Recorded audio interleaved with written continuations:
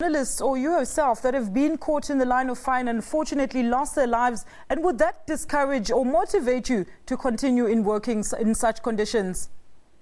You know, we've had a few close ones. You know, I always say to people that in my travels, you know, for example, I was in Zambia in the last elections, and where we were, police started firing rubber bullets, and then there was live ammunition that came from somewhere, and we didn't expect any of the violence in Zambia because, you know, we expected the elections to be quite tense, to be highly contested, but that kind of violence is not something that you associate with a country like Zambia.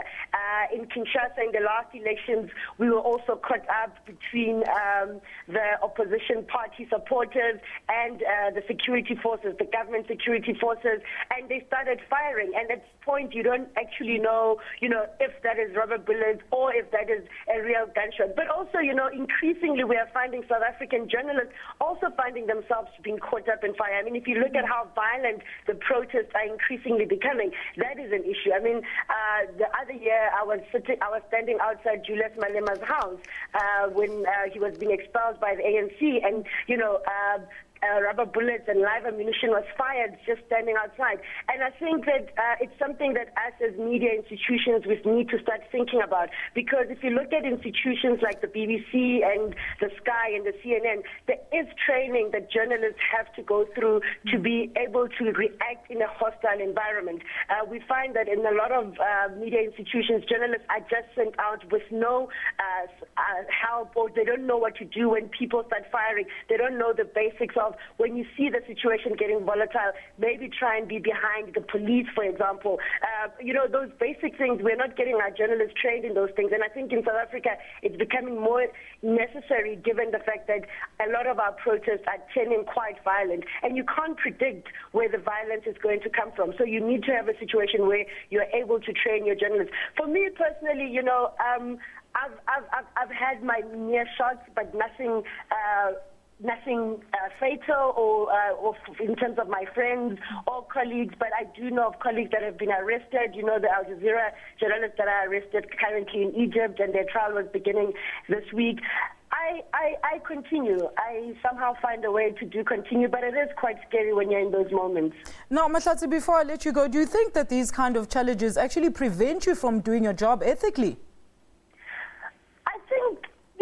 I think at the end of the day, if you are in a volatile situation and you're unable to get through to the other side, you might find yourself being forced, telling one side of the story. That is the reality of it. But also it is how you then say it. You are able to say, in this area where we are at, it's a rebel-controlled area. It has been impossible for us to go across to verify some of the information that we're getting. And we need to always be honest with our public. When we are unable to verify, we should be able to say and state it as such. And I think that's where then people are able to build a relationship or a relationship of trust with the listeners or the viewers at home. Because if we're unable to verify the information, we should be able to always say we're unable to verify the situation. And people, I think, also understand that in volatile situations, it is not always easy to access those areas. And I always say that, you must always avoid becoming the story. I mean, if I am in the Eastern Congo and I'm covering a conflict, I don't want then the story to become about me where I'm caught up in a dangerous zone. So no story should ever be any worth any journalist's life. Yes, we do take risks. There are calculated risks, but I always try to make sure that I do not then become the story in any way.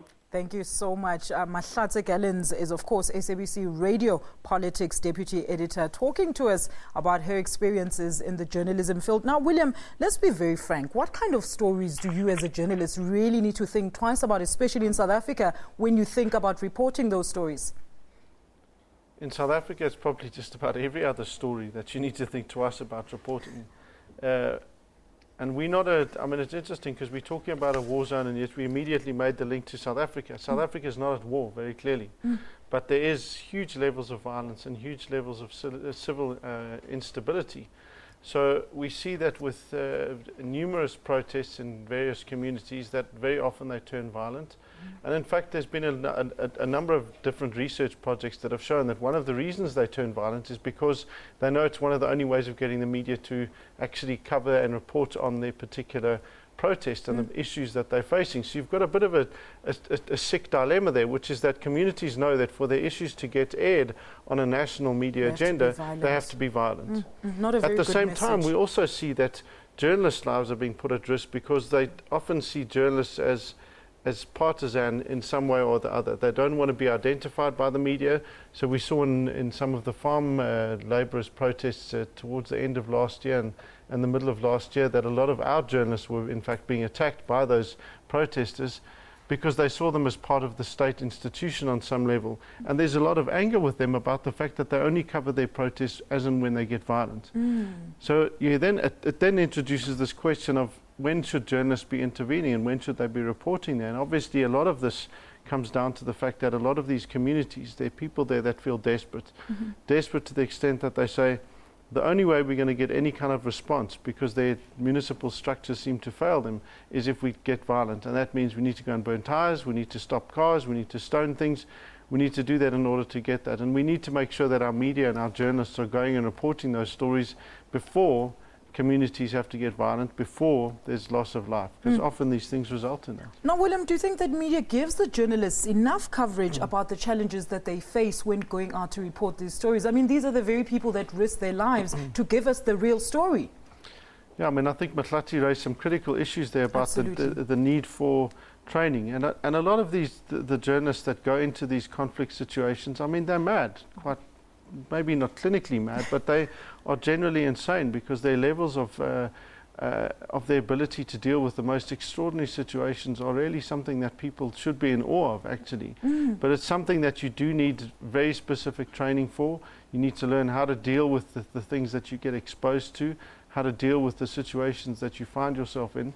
So it should be among a priority for all of our media houses in South Africa, for our journalists to get properly trained on all of those things, precisely because South Africa is such a violent society, let alone when we start to travel to actual formalized conflict zones, like in the DRC, for example, where everyone knows there's a conflict. But here, we're a country at peace in general terms, but there's huge numbers of very, very violent areas. And I mean, Mahlatse said you need to make sure that perhaps you get behind the police lines. Absolutely. That's an interesting point, but of course it immediately biases the way and the perspective from which your story is told. If you're always behind the police, think about how your story gets reported. And that, in fact, if you think back to Marikana, one of the early critiques of the way Marikana was reported to the public of South Africa was that too many of the journalists were standing behind with the police, and it was only some that went after the event and started to see what else had happened, that we suddenly realized, hang on a minute, this isn't just a case of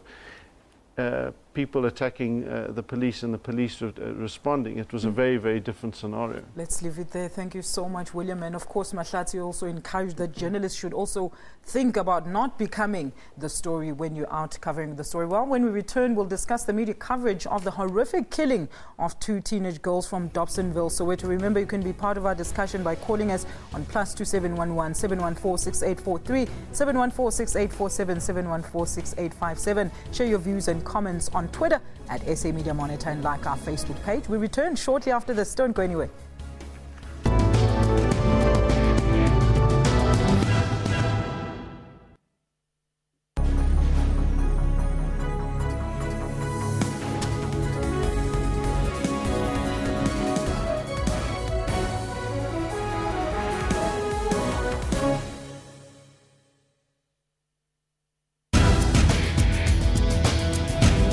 Gaming enthusiasts, including us here at Network, indulged in over 80 exhibits that included the Xbox One and Nintendo. Visitors also got to try out PlayStation 4 computer entertainment system, which was unveiled at Rage 2013. I just came here to see the Xbox One and the PS4, see which one I'd buy. If you have close to 400,000 Rand to spare, then you can buy the new UHD TV set. Samsung has launched cheaper models, but cheaper doesn't necessarily mean cheap. South Africa has just received the country's first surgical robot, but the robot isn't quite taking over from your surgeon just yet. That's Network, Sundays, 7:30 p.m. on SABC News.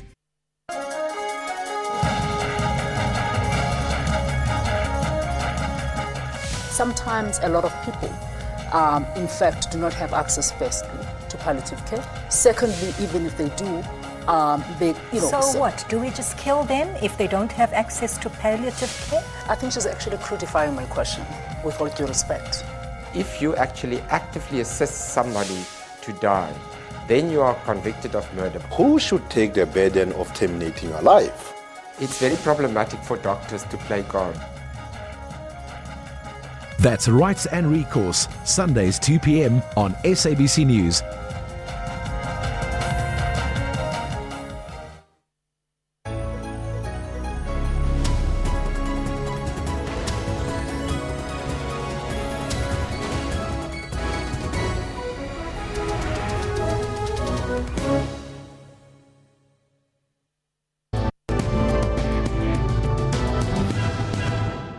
Welcome back to Media Monitor. Remember, you can be part of our discussion today by calling us and sending us tweets. In our next story, Tandeka Mohanetsi and Kwaikya Ratazayo, age 15 and 16, were found dead in Dobsonville on Wednesday morning.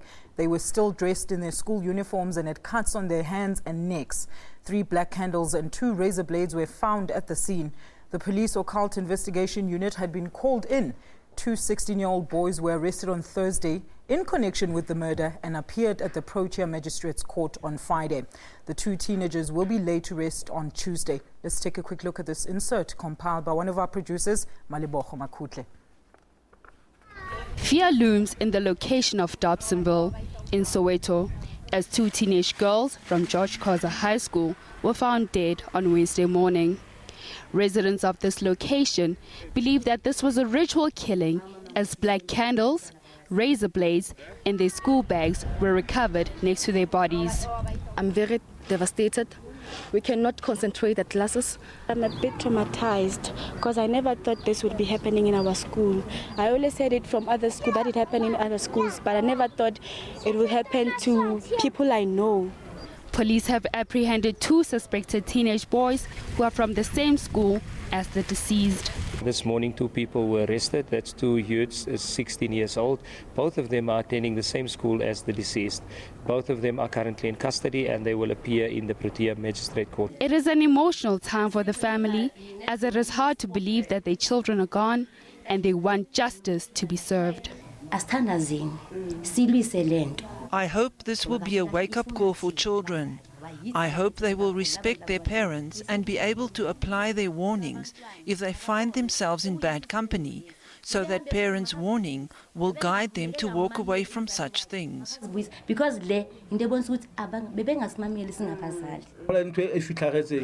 We cannot be happy to see Tandeka schoolmates being arrested. We want to see the ringleaders or pastors being arrested. This is just the beginning. Police must dig further until the top dogs are arrested. MEC of Basic Education Barbara Creasy visited the family to extend her condolences. The 2 teenage boys appeared in the Protea Magistrate Court on Friday and they are kept in custody while the case has been postponed to the 24th of February. And thank you for the inserts. Let's now welcome Dr. Felicity Coughlan, the director at Independent Institute of Education, as well as Sheena Adams, the deputy editor at Ndalo Media. Ladies, thank you so much for joining us and welcome to Media Monitor. Thank you very much. Ladies, let's start with you. I mean, our heartfelt condolences obviously go to this family, but I mean, Mutio ritual killings are reported on a daily basis. Why is this particular story making such big headlines? Let's start with you, Sheena. I think we've seen lots of cases of these before. We had a huge case in Randfontein last year, and I don't think there's a great understanding behind what's driving our children to seek out these kinds of beliefs. I think we need to understand why children are turning to these kinds of religions, if indeed that is the case.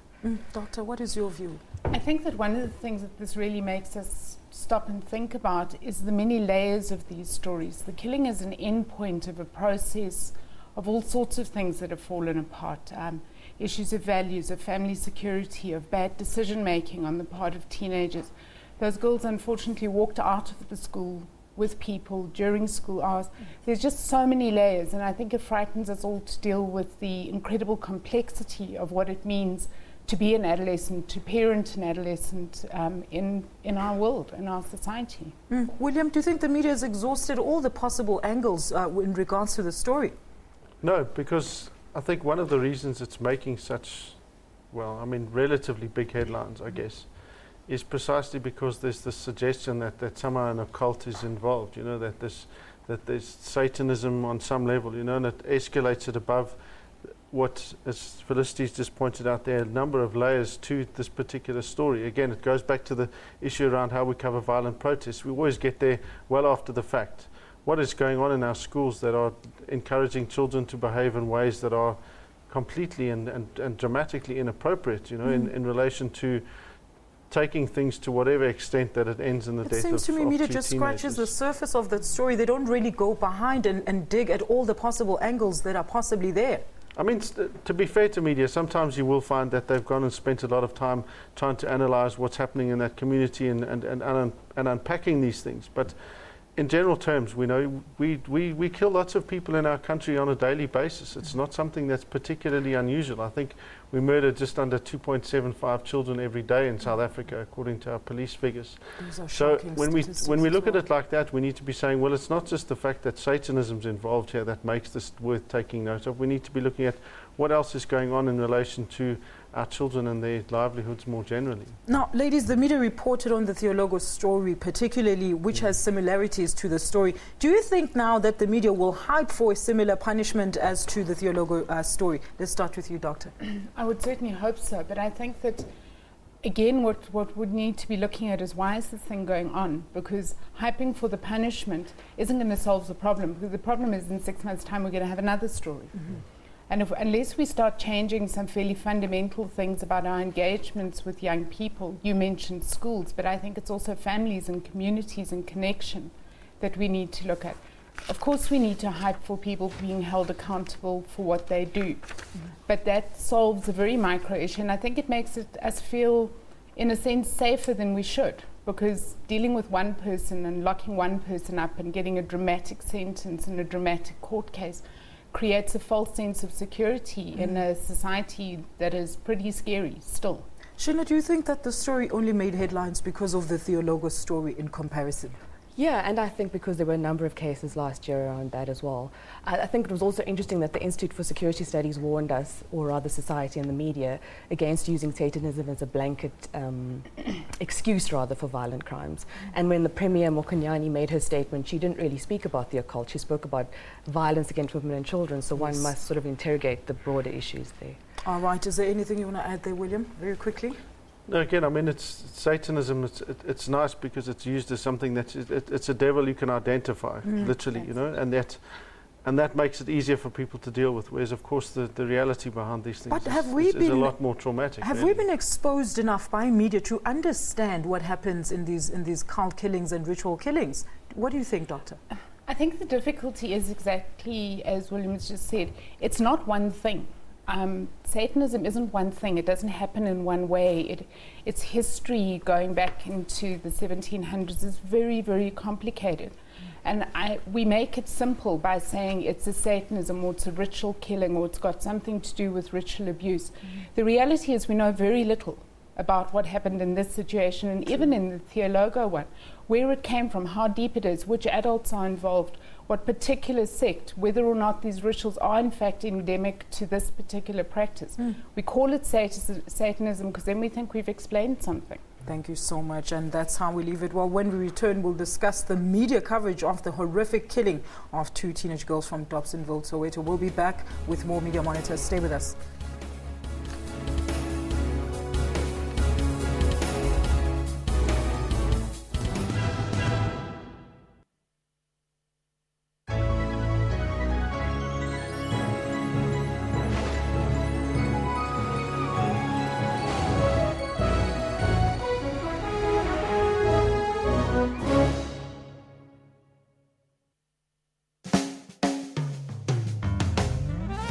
Welcome to the show. I'm your host, William Molebati.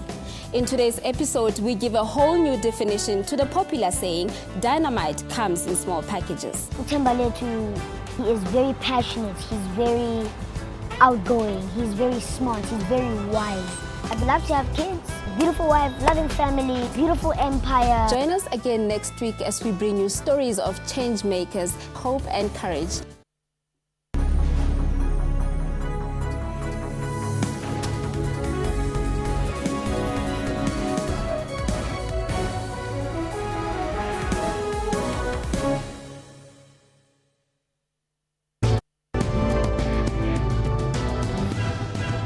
Welcome back. You're still watching Media Monitor. Remember, you can be part of our discussion by calling us on the numbers that appear at the bottom of your screens or contact us on Facebook or Twitter.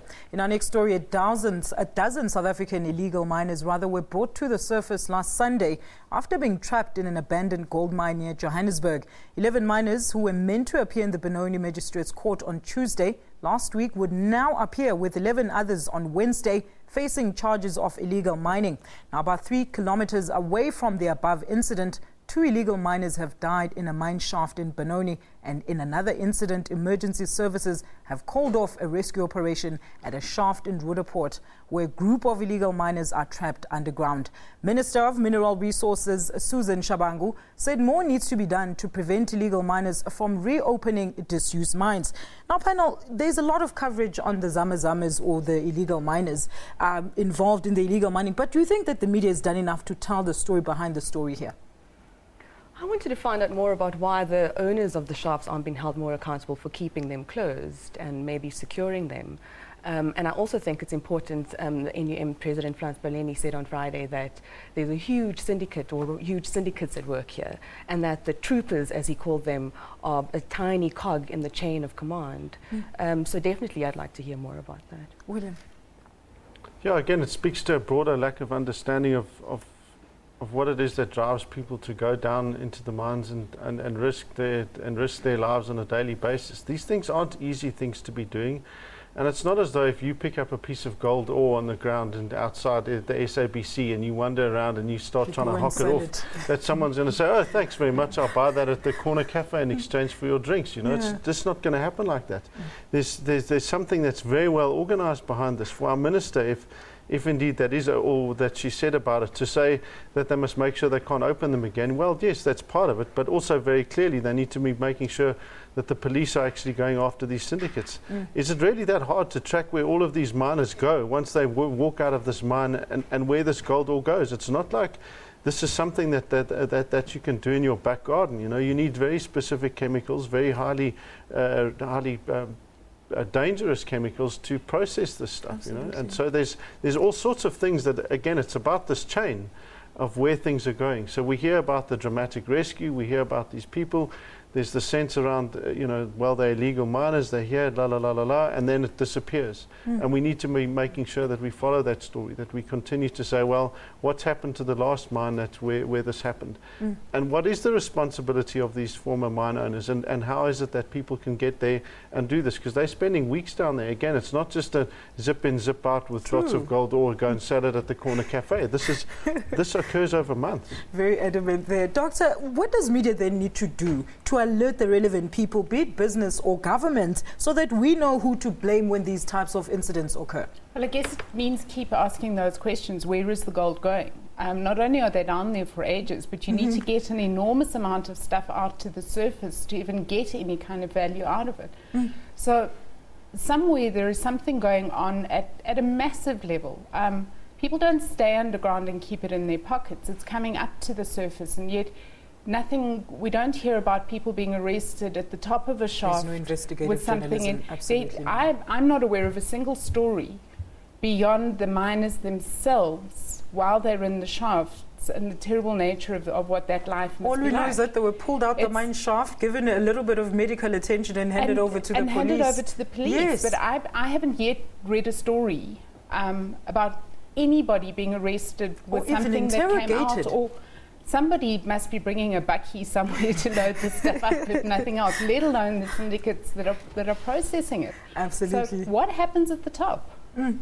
All right, Sheena, who do you think, who's responsible for making sure that mine owners earn up, really? Who should be responsible?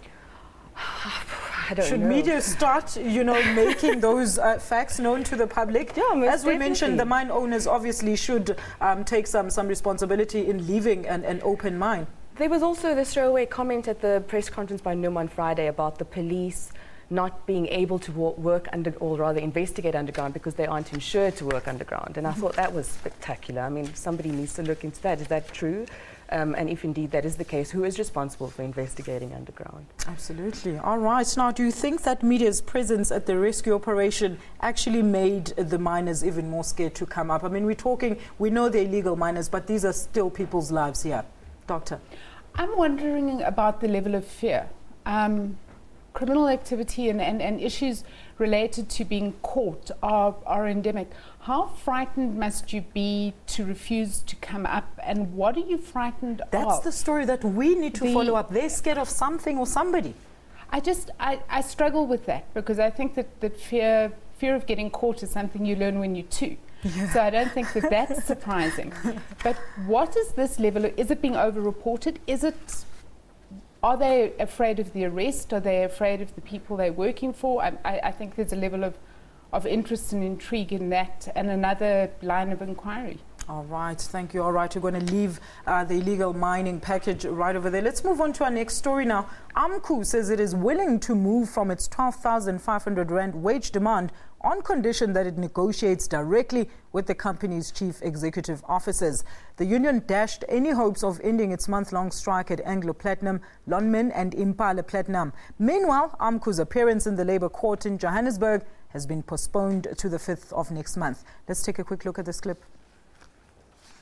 It's an attempt to destroy AMCU, not only AMCU, but also the working class in South Africa. Because if such a case, the Anglo could have won it, it could have been a landmark case for any trade union in South Africa, that there will be no strike that will ever take place, even is protected. Panel, in your view, how is the media coverage of these platinum strikes? We know it was quite high from the beginning, and it's slowly tending to die down. I, for one, would like to see more sort of fingers pointed at the CEOs who are taking home the multi-million rand packages and could be accused of not planning for this eventual downturn. William? I don't think we understand what's going on in our own country. So we've just spoken about these zamas, and then we've got this mining strike and the kind of links between how we have that kind of thing happening, and at the same time we have a scenario where you have these extraordinarily wealthy executives from these mining companies, and that's the nature of capitalism, I guess. But then we're not making the links between that and the labour relations. And what are the things that lead to these strikers striking? Because it's not just a simple case of saying, well, they're not getting enough money, we're not paying them for this. You know, there's all sorts of issues there about insurance, about the miners, the mining companies living up to the kinds of things that they promised to deliver to the miners to make the environment secure. So if we go back to Marikana again, you're getting a scenario where your miner gets a reasonable wage on some level, but so much of their wage gets taken away because of these the various loans that they've had to buy into. They then find themselves in an ever-growing desperate situation, and they simply can't exist. And they see at the opposite end this massive inequality of the people that have so much money, and they're literally starving. You know, so then you get a scenario where, of course, striking for what on some level seems a very high wage actually isn't that high a wage, and it makes a lot of sense.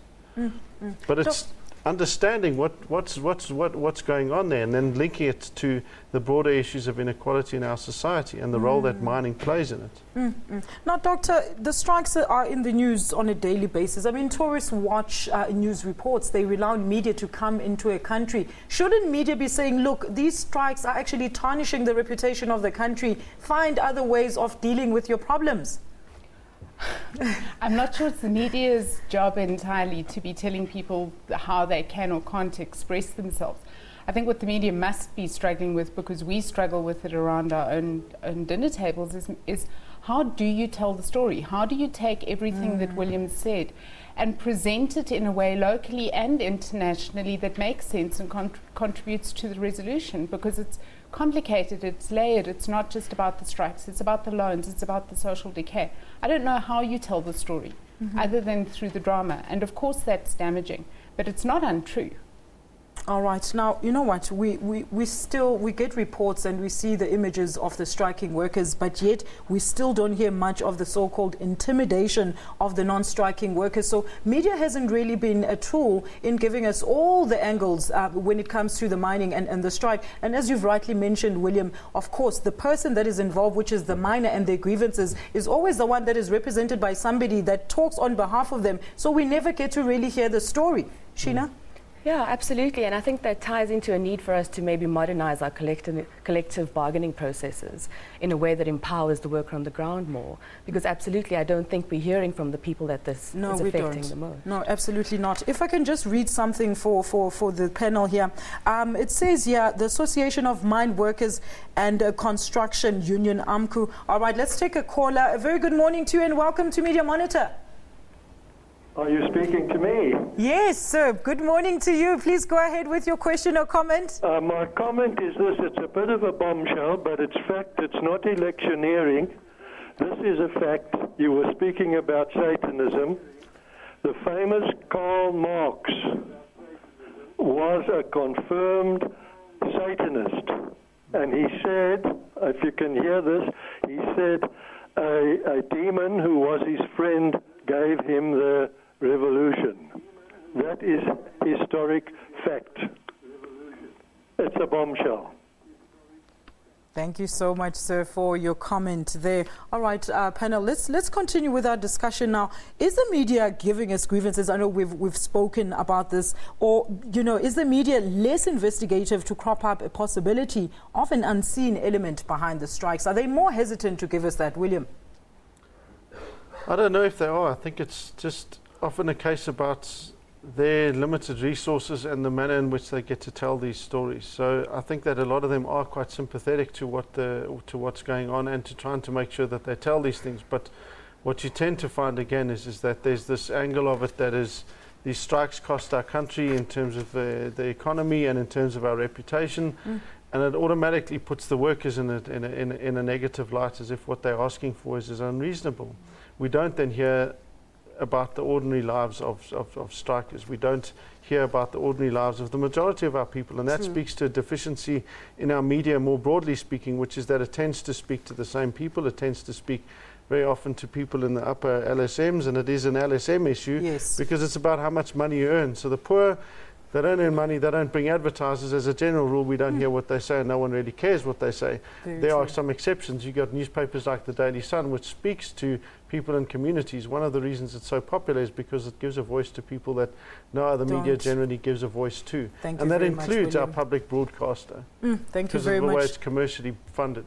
Absolutely. Thank you very much. Let's take Gideon from Sasolburg. Gideon, a very good morning to you. Your comment, please. Good morning, Liz. Yes, Gideon, please go ahead with your comment, sir. Yes, I just want to comment on that issue of mining. Go ahead. Yes, in fact, you see, in South Africa, we have a problem of these mines that have been abandoned, open. And the responsibility of that, it must be taken by the government. The government, before the mines are opened, they sign documents of which they are saying that after the mining has been opened or it becomes closed, and then that management of that mine, they must all make sure that that mine is closed and everything is sealed, and they must put the security so that people, they must not go there and take and get into the mine. So that's the document that the government must, they know exactly, like the mine of Aurora, where the mine was left open. Thank you, sir. Thank you so much, Gideon, for your comment there. Well, stay tuned, because after the break, we'll take a look at the media coverage of the protests in Cullinan, east of Pretoria. Remember, you can be part of our discussion today by calling us on the numbers that will appear at the bottom of your screens. Share your views and comments on Twitter at SA Media Monitor, and like our Facebook page. We'll be back with more Media Monitor shortly after this. Stay with us.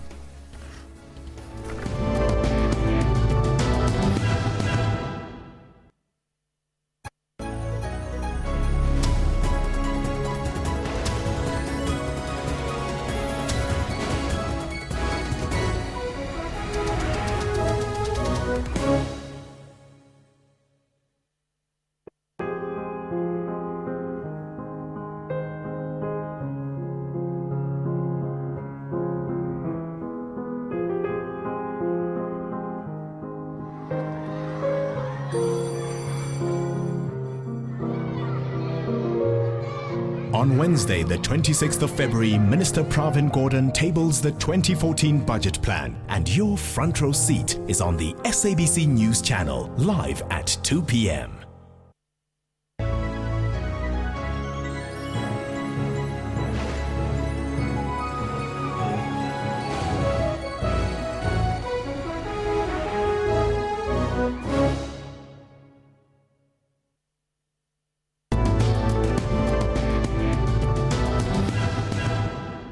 Welcome back. You're still watching Media Monitor. Remember, you can be part of our discussion today by contacting us on the numbers that appear at the bottom of your screens. Not forgetting Facebook and Twitter. In our last story now, the situation is now calm in Refilwe, east of Pretoria, following a violent protest after a phone shop owner allegedly assaulted a 10-year-old child who later died in hospital. Now, 3 people were shot and injured during the protest action. Shops owned by foreign nationals were looted and 4 vehicles damaged by locals. Now, panel, really, the situation is quite calm. But now, again, when these protests happen, it seems that a lot of foreign businesses actually take the flag. In this case, he allegedly assaulted a 10-year-old boy who died. But now, this is an alleged situation. They're not yet sure, but yet they went ahead and looted the place. What do you make of this? Well, for one, I think it's hard to understand the kind of animosity and hatred involved in hitting a child until she dies. They die, true. If indeed it is true. But for me, I was just thinking about, I think it was in June last year when the Department of Foreign Affairs pledged to start mediating between foreign-owned businesses and local-owned businesses when this sort of scandal erupted in Cape Town. Maybe the media interrogating more while that process isn't further along the path.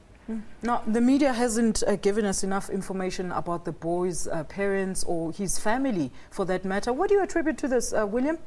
Do we not follow facts? Do we just want to make a news sensational story for that moment because of the graphic that has happened, and that's it? Yeah, it tends to be, but also, as I said, our society, we have extraordinary levels of violence. But that this is a person who's probably a girl, was it a girl or a boy? I thought it was a girl, from a poor family, and that makes a big difference to the kind of levels of media coverage that you receive. By and large, unless it's pretty extraordinary, you're not going to get that sort of thing covered. Whereas, of course, our front page of our Sunday Times is about Oscar Pistorius and Riva, so there's a very big class dimension to this, about whose life and whose life has greater value. Is more important, yes. And but then again, this is the end point of something that we've seen building over years. This isn't something where this animosity just arises one day and they go, oh look, these evil Pakistanis, let's go and beat them to death because they killed this child. It's not like a community acts simply irrationally like that. There's things that build and develop over what some perceive as unfair competition. There's issues around access to resources, all of these kinds of things. And unless you go into those communities and start to mediate and have those discussions, you're never going to start to understand what's really going on there. So, of course, again, we come into that story at the end point where someone dies, and then there's a sense of which the only appropriate response is to turn and have a violent kind of protest. And again, it speaks to people not being able to make sure that their voices are being heard, which is partly the fault of the media, but also fundamentally it's part of the fault of the way that our democracy is not hearing its citizens. Now, Doctor, very interesting views from William, but should media be able to determine whose life is more important than the other? There's another question for me, and that is, what is the whole story here? Because the story that's being told is the protests and the xenophobia. Exactly. The story is not, as you said, the poverty, but also the potential story that's the murder of a child, a particular child in a particular community. If you think about what we spoke at the beginning, the media is starting to personalize that story and those 2 girls and their lives. And there's been a whole lot of coverage, some of it quite invasive, into the personal circumstances of those girls. And yet, we hesitated for a moment this morning on whether it was a girl or a boy because the media have reported both. Exactly, yeah. And so it's not just the poor, it's that individual child. I admit I don't know her name. Surely that matters. And the xenophobia is a big story and it's a big problem. But the murder of a single child, or the alleged murder of a single child, that has, as we said right at the beginning, just stopped mattering. It isn't the story anymore. Well, it seems that the media has not exhausted coverage of the violent protests. What more can the media do to change the attitude and the mindset of protesters? Sheena? Well, I wonder if it doesn't come back to not having the luxury of spending enough time in these communities to find out the real stories. Our newsrooms are so understaffed these days that you sort of on to the next thing immediately the day after the event happens. So maybe investing more in your journalists and your newsrooms as a starting point. William, what else can be done? And I think it's also, I mean, I would fully support what Sheena said, but it's also about having a clear agenda to cover certain and particular issues and try and humanize the way that we report on things. I think far too often we focus on the drama, on the sensation, and not enough on the humanity. And that's understandable, because a lot of our journalists are dehumanized because of the things that they're exposed to. So, and as a society, we're a society still living in trauma. I mean, this is something that I think Desmond Tutu has said repeatedly for the last few years. And until we start to address those kinds of levels of violence and how we start to think and conceive of these things, it's very hard to expect media to humanize something when fundamentally their job is about reporting on just how dehumanized we are as a society. Very interesting views. Well, when we return, we'll read your tweets and also discuss what we anticipate will be the most talked about topics for this coming week. Share your views and comments on Twitter at SA Media Monitor and like our Facebook page. We're back with the final segment of Media Monitor shortly after this. Stay with us.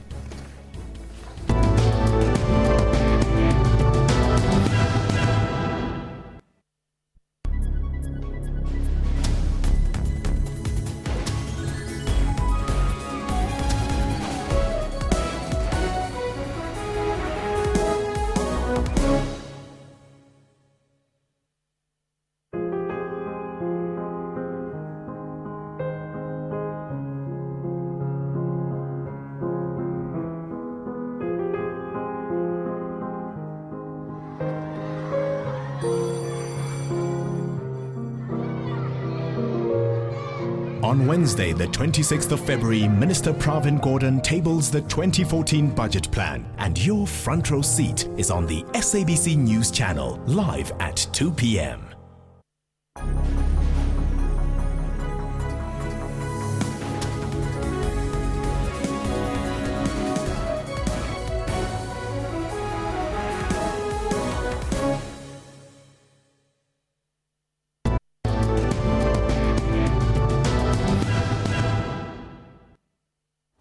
Welcome back to our final segment of Media Monitor, which is when we get to make you famous and read your tweet. Let's see some of your responses on Twitter.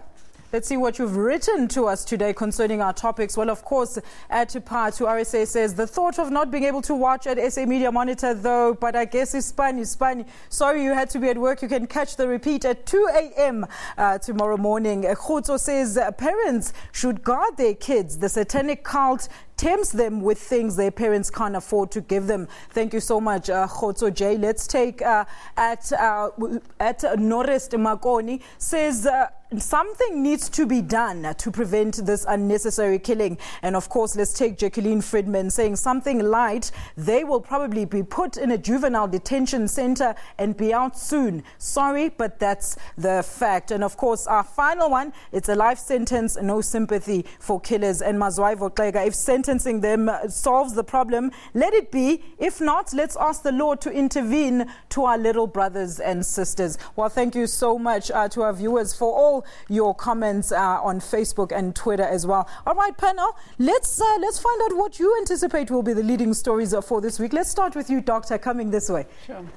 I think that we had a lot happening last week, which is coming through, but I think politics is going to cover there's already a major escalation in today's papers.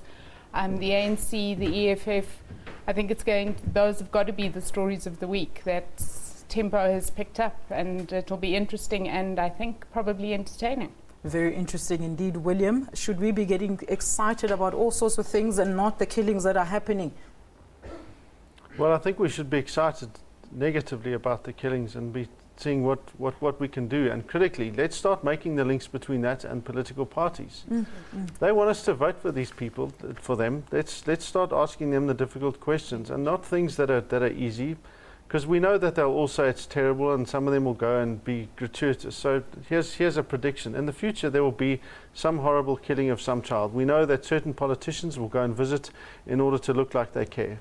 What we need to be doing when they do that is asking them, what is your real solution? What are you actually going to do? Instead of telling us gender-based violence is bad, tell us how you're going to combat it. What specifically will you do to combat gender-based violence? All right. Thank you very much, Mr. Bird. And Sheena, What do you anticipate will be the leading stories, and motivate, please? I'm interested to hear about Minister Gordon's budget vote coming up and sort of forecasts around that. And how they plan to bridge that gap between tax collection and government spending. I think it's going to be a huge thing. And also to see if he goes further than President Zuma in forcing accountability in the mining sector to make sure that this platinum strike ends for good. Thank you very much, panel. Well, my panel has been very insightful today. Thank you so much for your views, panel. And of course, to our viewers' contribution and suggestions is highly valued. Remember, you can email us your views about the show at mediamonitor@sabc.co.za. Share your views and comments on Facebook. Go to www.facebook.com/Media Monitor and like our page. You can follow us on Twitter @SA Media Monitor. Thank you so much for watching Media Monitor. Join us again, same time, same place next week. That is right here on SABC News, undoubtedly Africa's news leader. For myself, Alicia Jale, and the rest of the QTIV team, have yourself a blessed Sunday. Goodbye.